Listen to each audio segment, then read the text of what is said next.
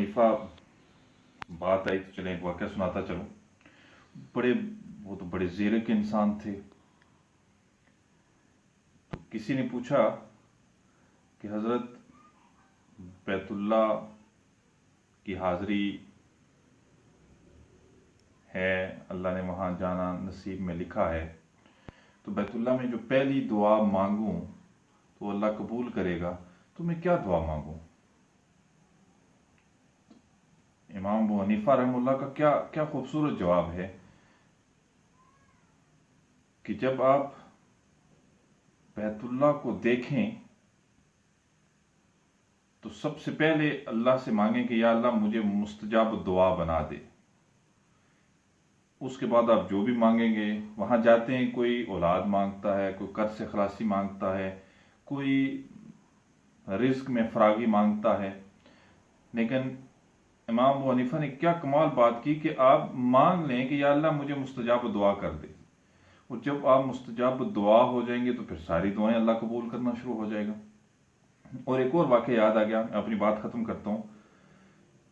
इमाम साहब से कुछ दहरियों ने पूछा कि अल्लाह के होने की दलील क्या है।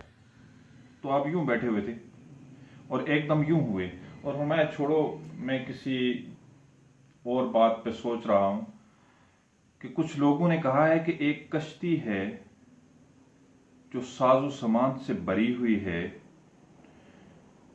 समंदर की मौजों में चल रही है, समंदर की लहरों को चीरती हुई जा रही है, लेकिन उसका चलाने वाला कोई नहीं, उसका माल्ला कोई नहीं, उसका उस्ताद कोई नहीं, उसका ड्राइवर कोई नहीं। वो जहां उसने ठहरना होता है ठहर जाती है, जिस जगह चलना होता है चल पड़ती है, जिस जगह रुकना है उस जगह रुकती है। तो उन्होंने कहा ये कैसे मुमकिन है, एक कश्ती कैसे चल सकती है?